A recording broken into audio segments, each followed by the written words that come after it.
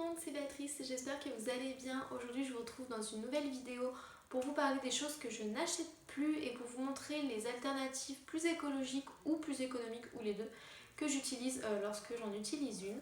Ça va être un petit peu mélangé, il y a des choses qui concernent la cuisine, d'autres qui concernent la salle de bain.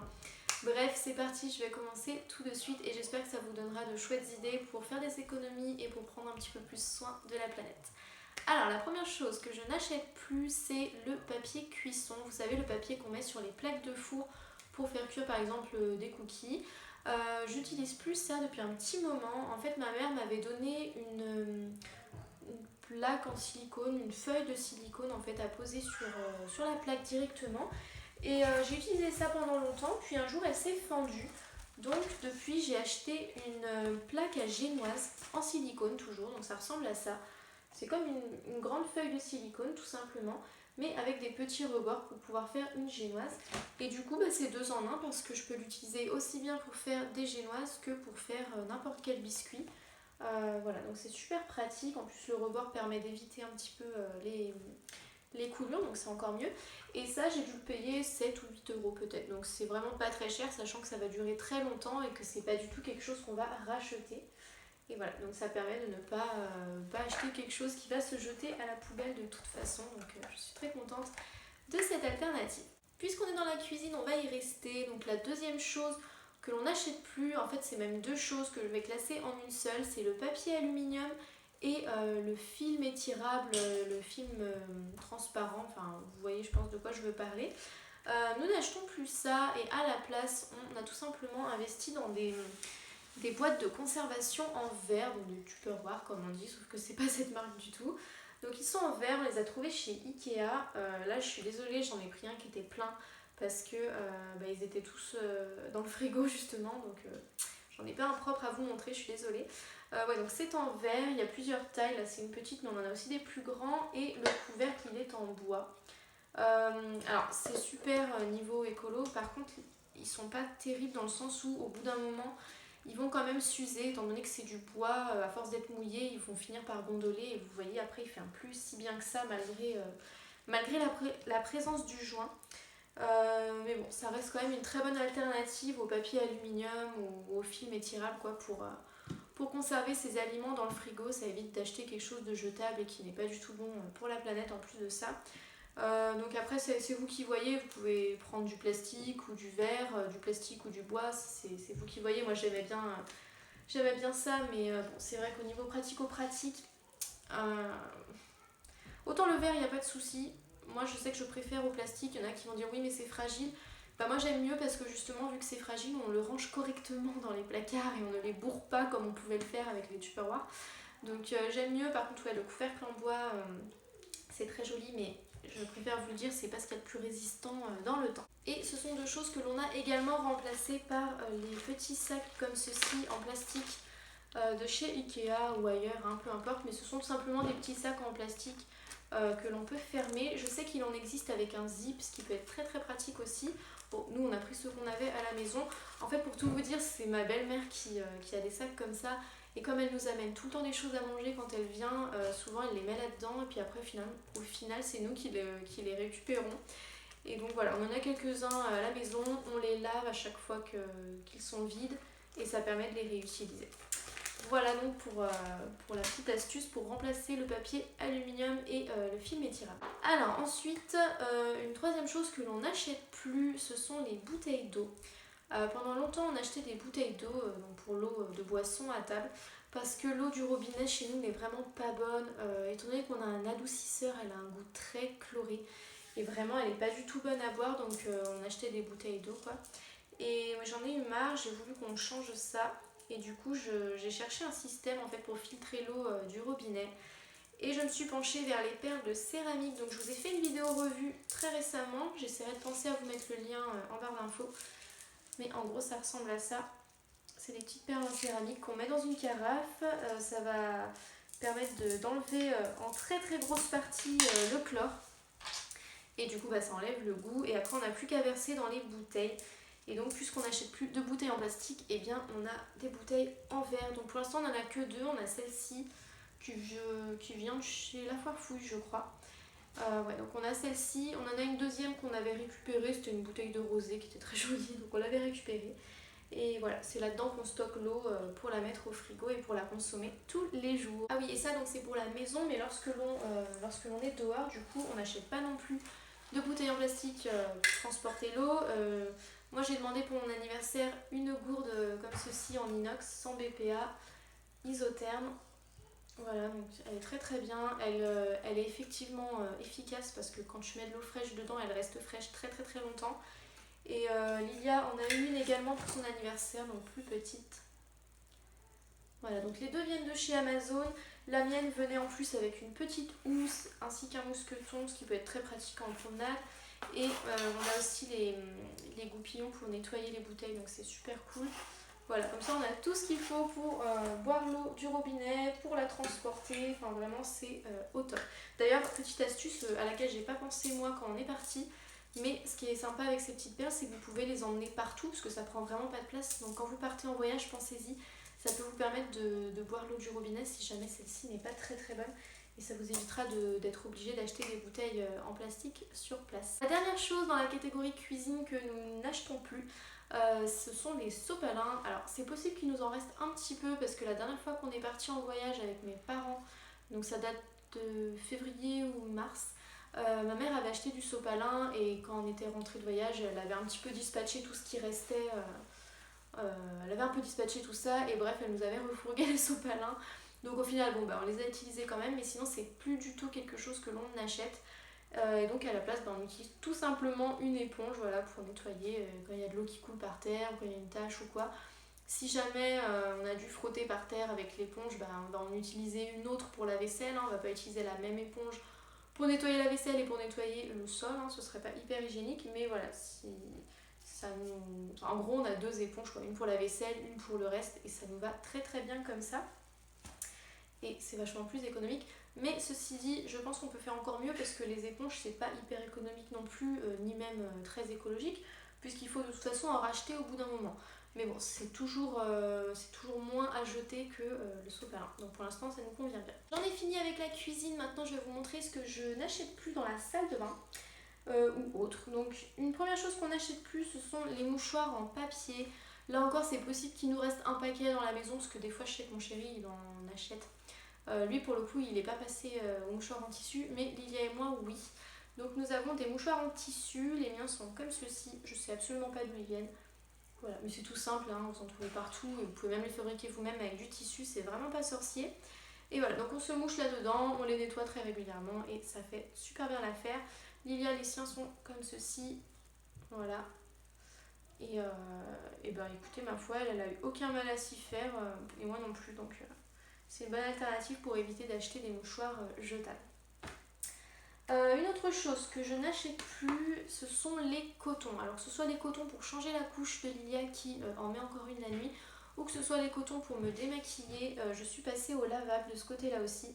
Donc pour moi j'ai des petits cotons comme ceci, des petits carrés pour me démaquiller. Je les ai trouvés sur Etsy de la boutique Steffi Crea. Là encore on peut tout à fait le fabriquer soi-même si on en a envie. Et voilà, donc ceux-là ils sont vraiment tout doux, donc je vous les recommande, ils sont très très bien. Bon, il y a quelques défauts de fil par-ci par-là, mais ça c'est pas... Pour moi c'est pas du tout un problème. Et ça fonctionne très très bien pour se démaquiller, on a juste besoin de mettre de l'eau et ça part tout seul. Moi j'ai aussi une brosse électrique pour le visage que mon chéri m'avait offerte il y a quelques Noëls de ça maintenant. Et voilà, c'est comme ça que je me démaquille le soir tout bêtement, donc c'est super parce que non seulement vous achetez plus de coton jetable, mais en plus vous n'avez même pas besoin d'acheter du démaquillant parce que pendant un temps je me démaquillais avec de l'huile et en fait aujourd'hui je me casse même plus la tête à faire ça, je vais sous la douche, je me nettoie tout le visage au savon, si vraiment je suis beaucoup maquillée, c'est-à-dire j'ai l'anti-cerne, de la poudre, bronzer, blush, enfin si j'ai beaucoup de choses je passe la brosse, sinon si j'ai juste anti-cerne, mascara, voilà, je me nettoie au savon et ensuite en sortant de la douche j'enlève l'excédent avec de l'eau et le coton lavable et ça part super bien. Donc voilà, c'est hyper économique et vachement plus écologique aussi. Et donc pour Lilia j'utilise des carrés de tissu comme ça lavables. J'ose pas dire coton parce que je trouve que c'est du coton il me semble, mais c'est vraiment pas assez doux. Donc ceux-là pour le coup je vous les recommande vraiment pas. Je les avais trouvés chez Amazon, mais c'est vraiment, je trouve que c'est un peu trop rêche quoi. Enfin moi j'aime pas du tout. On va les finir, hein, mais ce sera à refaire, je prendrai pas ceux-là. Mais bon, en même temps, je ne savais pas. En tout cas, ça fait toujours une alternative beaucoup plus écologique et beaucoup plus économique. D'ailleurs, dans ce registre-là, on pourrait aussi passer aux couches lavables, mais je n'ai jamais réussi à convaincre mon chéri. Donc pour l'instant, c'est pas possible. Et de toute façon, vu l'âge de Lilia, ça vaut. Enfin, moi, je trouve que ça vaut plus du tout le coup. Voilà. Ensuite, une autre chose que je n'achète plus, et ça c'est tout récent, ce sont les rasoirs. Puisque pendant longtemps je me rasais, parce que je suis une grande douillette et que franchement l'épilation, je n'osais pas du tout franchir le cap. Mais ça y est, je me suis enfin décidée et du coup j'ai opté pour un épilateur, j'allais dire un épilatoire, un épilateur électrique. Donc je l'ai trouvé chez Boulanger pour 25 € à peu près. Ce qui est pas très cher pour un épilateur et il fait très très bien l'affaire, franchement. J'avais un tout petit peu peur, voilà, que vu son prix, qu'il soit pas terrible parce qu'on trouve des épilateurs beaucoup plus chers. Mais non, non, il est vraiment très très bien. Il est comme ceci, voilà, il est tout petit par rapport à ma main. Vous voyez, il est vraiment pas très grand, donc pour l'emporter en voyage, c'est super. Par contre, il n'a pas une grande autonomie, donc on a le petit chargeur qui va avec. Moi, je range ça dans une petite trousse, comme ça, si jamais je dois l'emporter avec moi, ça va tout seul. Il y a 2 vitesses d'épilation, pour l'instant, j'utilise la première. Et ça franchement c'est top pour éviter d'avoir à acheter des rasoirs ou de la crème dépilatoire ou des choses comme ça, ou même de la cire parce que là encore ça fait du déchet quoi, c'est dommage de mettre un truc encore à la poubelle. C'est beaucoup plus économique aussi que d'aller chez une esthéticienne par exemple.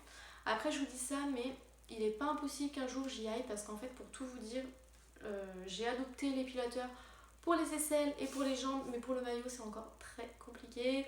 On va dire que pour ce qui dépasse ça passe, même si ça fait très mal.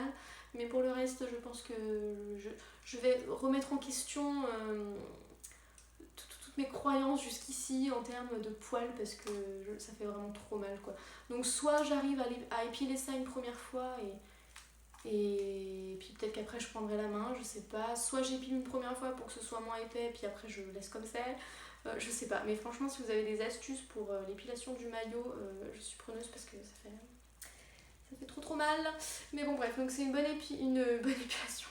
Une bonne alternative pardon, pour éviter d'acheter des rasoirs. Quoi. C'est quand même plus sympa pour la planète. Plus sympa pour le porte-monnaie aussi. Et puis en plus de ça, ça vous évitera d'avoir des poils trop épais. Moi, je savais pas s'il fallait trop y croire. En fait, je me disais que ça allait mettre du temps que les poils allaient mettre du temps avant de revenir fins, et en fait, pas du tout. C'est-à-dire que j'ai épilé, par exemple, les aisselles, je les ai épilées la semaine dernière, et là aujourd'hui, j'avais que 3-4 poils qui avaient repoussé sur toutes les aisselles, et c'était vraiment des poils très fins, comme quand vous êtes jeune et que c'est la première fois que vous avez des poils, quoi. Donc j'étais hyper choquée, et je reviendrai en arrière pour rien au monde de ce côté-là. Voilà. Une autre chose que je n'achète plus, ce sont les gels douche. Ça pour le coup mon chéri et mes beaux-enfants en consomment toujours, c'est vraiment que de mon côté et du côté de Lilia que l'on a franchi ce cap là, mais ça fait déjà plusieurs années maintenant qu'on n'utilise plus, enfin qu'on n'achète plus du tout de gel douche mais plutôt des savons. Donc là je vous en montre un qui est vraiment super bien noté au niveau de la composition. Je l'avais trouvé chez Auchan, c'est un savon artisanal du Val d'Argent. Saponification à froid, à l'huile d'argan bio, qui sent la violette, qui sent très très bon. Garantie sans graisse animale, sans colorant, non testé sur les animaux. Voilà, c'est artisanal, c'est français et franchement, allez voir, il est super bien noté sur NC Beauty. Donc ouais, moi maintenant j'utilise des savons, ça dure beaucoup plus longtemps, ça part dans l'eau de la douche et bon, à part l'emballage qui là pour le coup est en carton donc ça va. À part l'emballage, voilà, il n'y a pas vraiment de déchets. Ouais, donc moi je trouve que c'est plus économique et plus écologique d'utiliser ça, donc j'aime beaucoup et franchement ça me manque pas, le gel douche ça me manque pas. Après ça peut m'arriver d'en utiliser du gel douche parce que par exemple des fois j'en reçois en cadeau. C'était pour l'année dernière pour mon anniversaire en fait, pour mes 23 ans. J'avais eu un coffret de chez Rituals et du coup comme j'utilise peut-être une fois par semaine et encore vraiment juste pour me faire plaisir, et du coup il m'en reste encore. Vous voyez, au bout d'un an je ne l'ai pas encore terminé. Donc voilà, c'est extrêmement rare que j'utilise du gel douche, mais en tout cas je n'en achète plus. Une autre chose que je n'achète plus, ce sont les serviettes hygiéniques jetables ou les tampons, mais j'ai jamais trop acheté ça. Je suis passée aux serviettes hygiéniques lavables. Si vous me suivez, vous le savez sûrement parce que j'avais fait une vidéo revue sur les serviettes lavables d'Amazon. Donc là je vous en montre une. Donc ça c'est l'extérieur et ça c'est la partie qui touche vos parties intimes. Donc ça s'attache à la culotte avec un bouton pression. Hop. Et voilà, ça se porte comme ça toute la journée. Et ma foi, c'est très confortable, ça absorbe très bien. J'ai jamais eu de fuite, j'ai jamais eu de soucis avec, que ce soit la nuit ou le jour. Que ce soit le premier jour quand les règles sont un peu plus abondantes ou le dernier. Enfin vraiment c'est top top top. En plus avec le lot que j'avais pris moi sur Amazon, il y avait une petite pochette comme ça. Afin de mettre la serviette usagée si jamais vous êtes dehors. Vous sortez et il faut changer de serviette hygiénique, vous mettez la serviette usagée là-dedans, ça vous évitera d'avoir l'odeur dans le sac ou éventuellement du sang qui coule partout. Et après, une fois que vous arrivez chez vous, vous rincez à l'eau froide, vous mettez à la machine et hop, c'est tout bon, on n'en parle plus. Donc voilà, ça c'est une super alternative. Et puis même pour votre santé, c'est beaucoup mieux. Parce qu'il ne faut pas se leurrer, il y a plein de produits cracra dans les serviettes jetables. Et tout récemment, j'ai eu l'occasion de tester grâce à la marque Sisters Republic. J'espère que j'ai pas inversé, je crois que c'est ça. La culotte de règles, donc ça je l'ai testé il y a quelques jours là pour le premier jour de mes règles, j'ai testé ça. Et franchement c'est top, j'adore. Donc je vous ferai une vidéo revue pour vous en parler un petit peu plus. Mais voilà, c'était juste pour vous donner des idées d'alternatives aux jetables. Je sais qu'il existe aussi la cup, mais ça me tente pas du tout. Le flux instinctif, ça non plus, ça me tente pas du tout. J'estime que ça doit sortir quand ça doit sortir. Enfin voilà, en tout cas, je suis pas très fan de ces autres méthodes, mais sachez qu'elles existent si jamais ça vous parle un petit peu plus à vous. En tout cas, voilà la solution que moi j'ai trouvée pour ne plus acheter de serviettes jetables ou de tampons. La dernière chose dont je voulais vous parler dans cette vidéo, et après on aura fini, c'est encore une fois quelque chose qui concerne la salle de bain. Il s'agit des brosses à dents. Je n'achète plus de brosses à dents classiques. Je suis passée tout récemment à la brosse à dents en bambou. Alors j'avais déjà commencé puisque ma meilleure amie m'en avait donné une en bambou, puis je crois que c'était infusé au charbon, les poils étaient infusés au charbon.